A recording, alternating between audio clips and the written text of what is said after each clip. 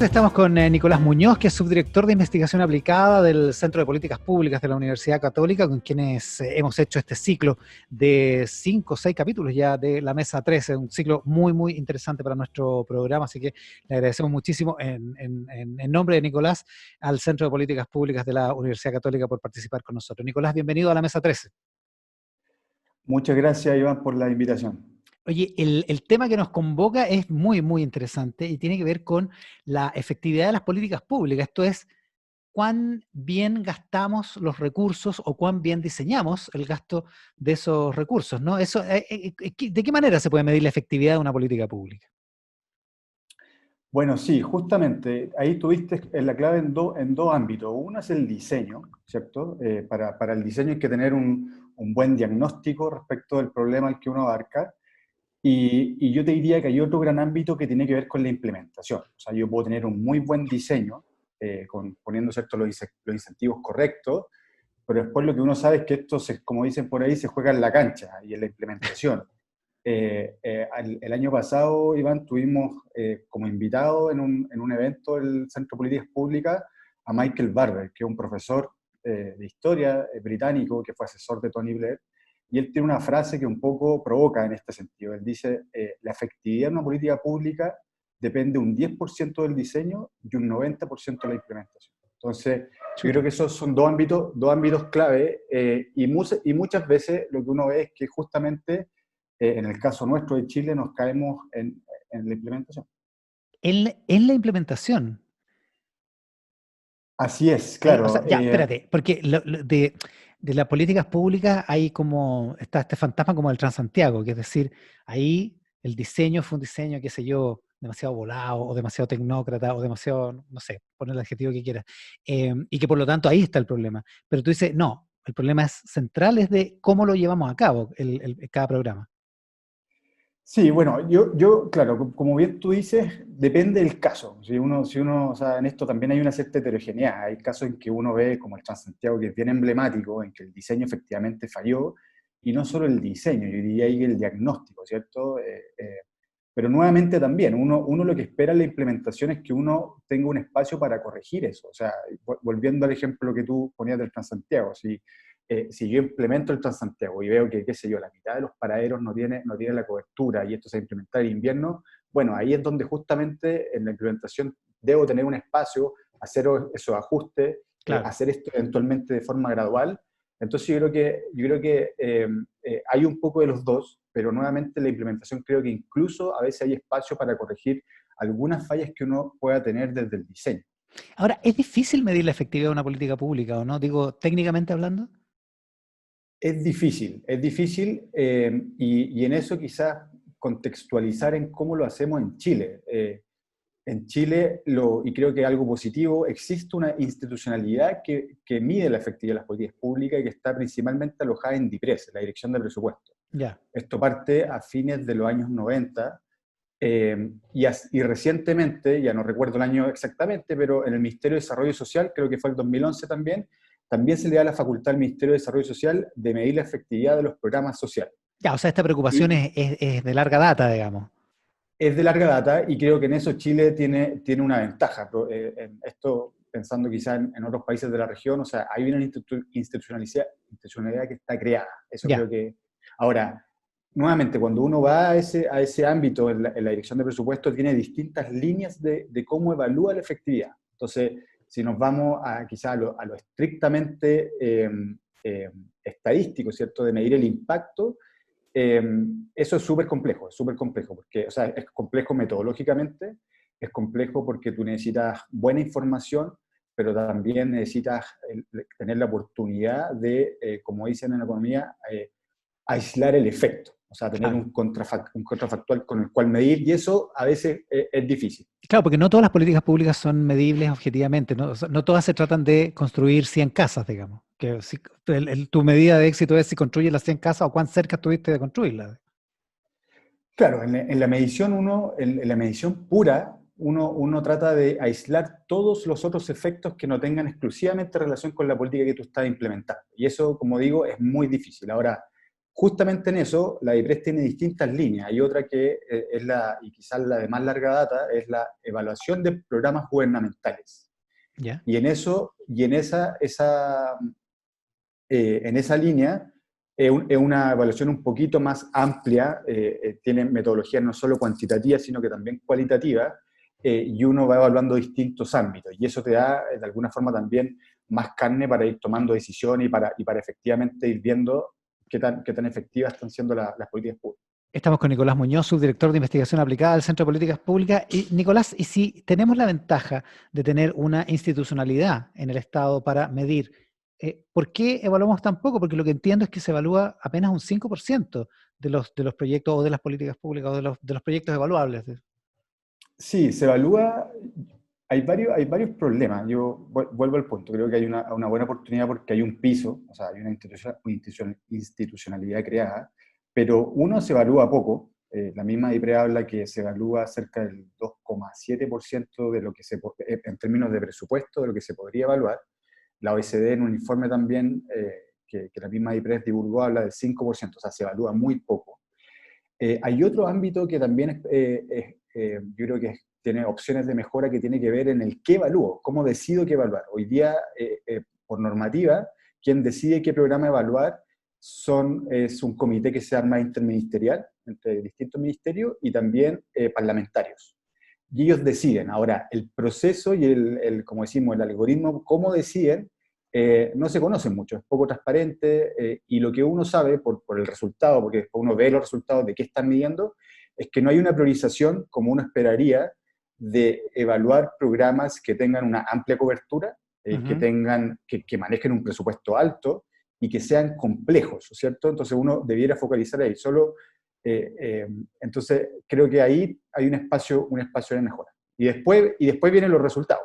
Claro, porque en un sentido, si el gobierno está midiendo sus propias políticas públicas, puede tener la tentación de no medir las que sospecha que están funcionando más o menos y medir las de un gobierno anterior, por ejemplo, ¿no? Ahí está ese espacio de arbitrariedad. Está ese espacio de arbitrariedad. Yo creo que cuando uno mira y cuando uno ve los resultados, en eso yo creo que son bien dramáticos, son bien preocupantes. O sea, uno tiene desde el 2011 a la fecha, por ejemplo, y estos son datos públicos de la Dirección de Presupuesto, se han medido 193 programas. ¿Ya? Y desde esa fecha, lo interesante es que se homologaron ciertas categorías, y ciertas categorías que son comparables unas con otras.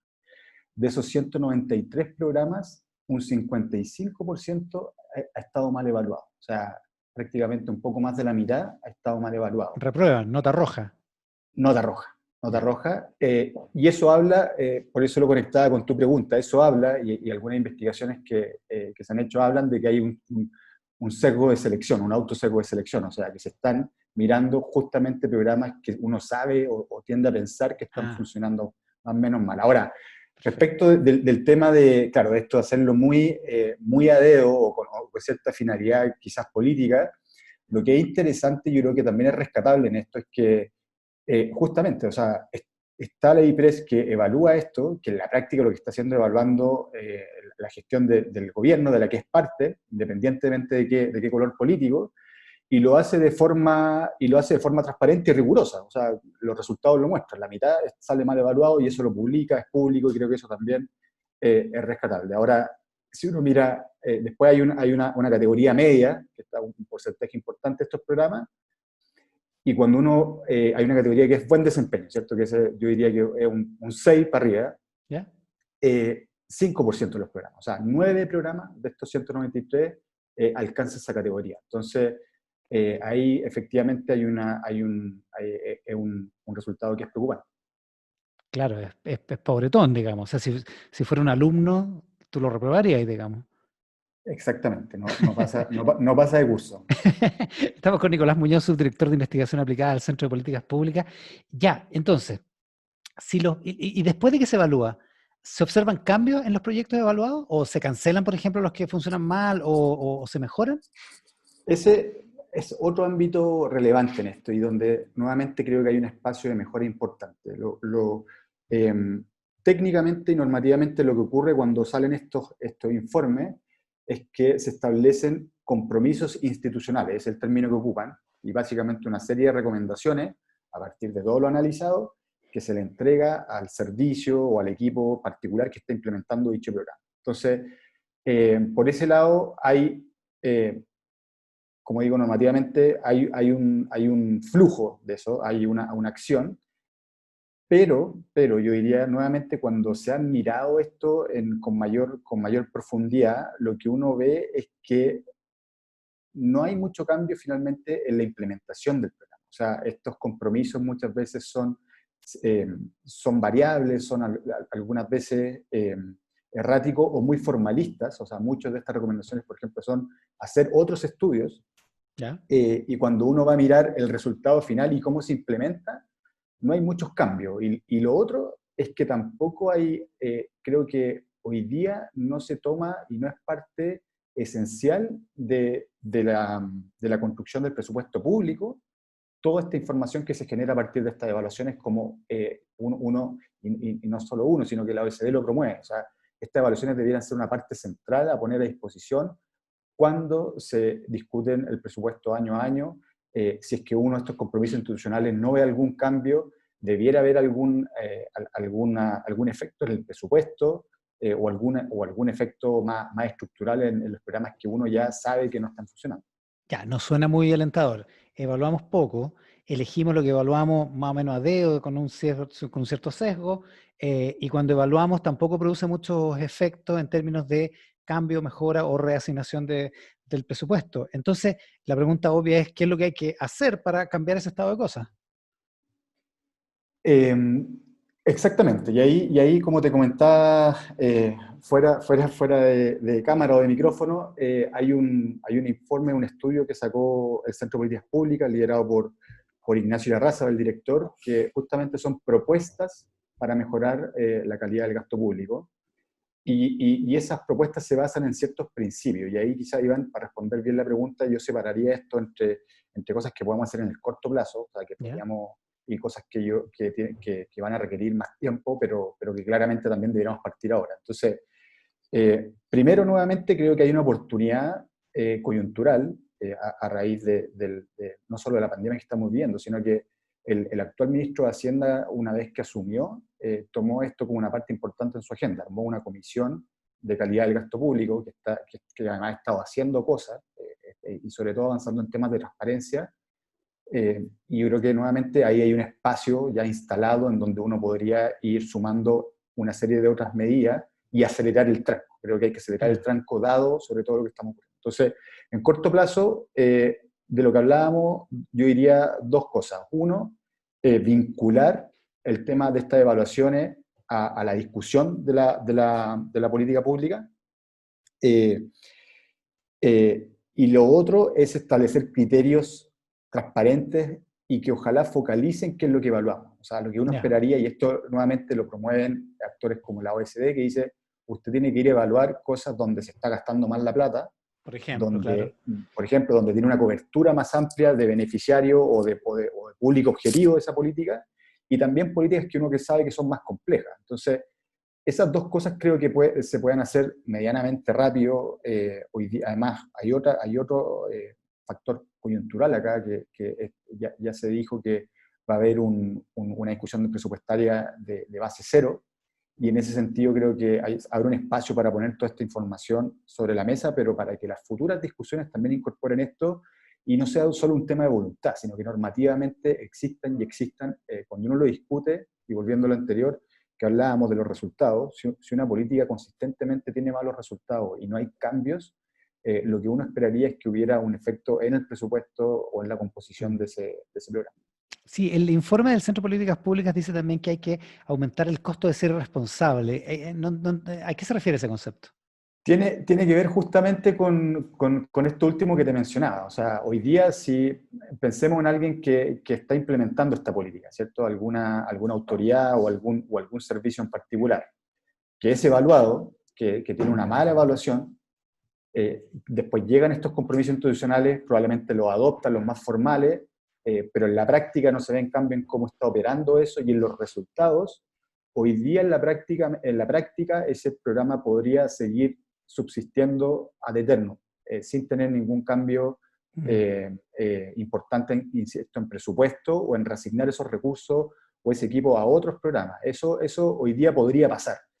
Entonces, justamente cuando lo que uno promueve es que esto se incluya, o sea, que sea vinculante la evaluación en el presupuesto, en generar cambios importantes, monitorear los cambios que se, que se indican en estos compromisos institucionales.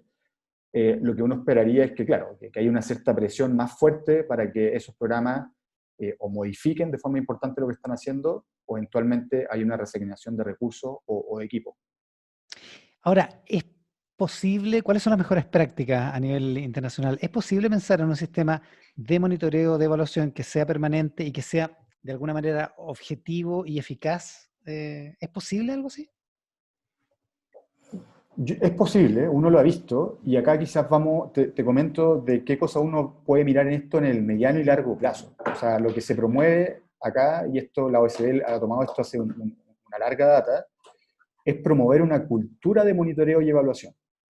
Lo que hoy día tenemos en Chile es, como te decía, esta institucionalidad en la DIPRES, en el Ministerio de Desarrollo Social, pero tiene un carácter, si bien se logra hacer y es riguroso por los resultados que uno ve, tiene un carácter más bien punitivo, ¿cierto? O sea, es DIPRES, de hecho, cuando uno en varios programas, nosotros tenemos harto contacto con el sector público, la DIPRES es mirada con miedo. Entonces, Claro.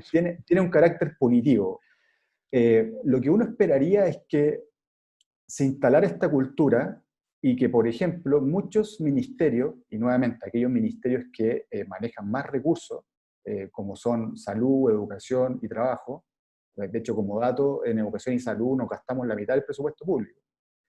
Lo que uno esperaría es que en esos grandes ministerios uno instale una cultura de evaluación y de monitoreo de sus propios programas. Lo que Ya. uno, así también no quiero ser injusto, pero si uno ve en más o menos lo que ocurre hoy en día es que sobre todo estos ministerios tienen centros de estudio, pero están muy enfocados en cuanto a proveer estadística, información, que es súper valioso. Eso claramente es algo que tiene que seguir haciendo, pero a veces poco dado a tomar la información que están generando los mismos programas, masticarlo y darlos de vuelta a los programas para que tomen decisiones estratégicas respecto de cómo se está implementando. Entonces, yo creo que eso hay que promoverlo, eh, y hacer una pequeña distinción, porque ahí van también interesante la distinción que hace la OECD entre evaluación y monitoreo. O sea, la evaluación son cosas que yo hago en un cierto periodo de tiempo determinado, miro esto con profundidad, Claro. pero puede ser que pase mucho tiempo en que yo no vuelva a evaluar eso. El monitoreo, al contrario, es algo que yo hago de manera constante. Entonces, ese aspecto, y haciendo esa distinción, creo que en la cultura de monitoreo, sobre todo, poder instalarla en el servicio público y descentralizarla, que es otro tema, en los países uno ve que esto a veces está centralizado, como el caso de Chile, pero hay otro en que está más bien descentralizado. Ahí creo que hay que avanzar, y como digo, ahí creo que, dado la coyuntura en que estamos y lo clave que va a ser la efectividad de políticas públicas, debiéramos acelerar el tranco y poner énfasis en ese ámbito. Lo mencionaste a la pasada, Nicolás, el presupuesto base cero que ha promovido el ministro Ignacio Briones para el próximo año. Esto es construir el presupuesto a partir de las necesidades y de la evaluación de cómo han funcionado ciertos programas y de ahí asignar los recursos que van a ser más o menos escasos en el próximo presupuesto. ¿Tú crees que hay músculo en el Estado, en el gobierno y entre los políticos? ¿Hay músculo suficiente como para defender una idea que va a pisar inevitablemente los callos de quienes vean sus programas desaparecer o por mala evaluación o porque se consideran menos relevantes? Eh, sí, difícil pregunta. No sé si puedo ser tan certero con la información que yo manejo en responderla, pero yo diría, creo que va a ser interesante el proceso. O sea, hay que monitorear este proceso. Creo que además esto de la discusión de presupuesto base cero es algo que además hay un antecedente importante. Hoy día la dirección de presupuesto, una vez que estalló la pandemia, estableció un control mayor sobre todos los presupuestos descentralizados y se está monitoreando muy de cerca en qué se está gastando, porque se están haciendo reasignaciones. O sea, parte del paquete Claro. de medidas y distintas cosas se están financiando con reasignaciones que se están haciendo. Entonces, yo diría que probablemente en la misma dirección de presupuesto, el Ministerio de Hacienda, hay un músculo importante porque esto se viene monitoreando de forma importante.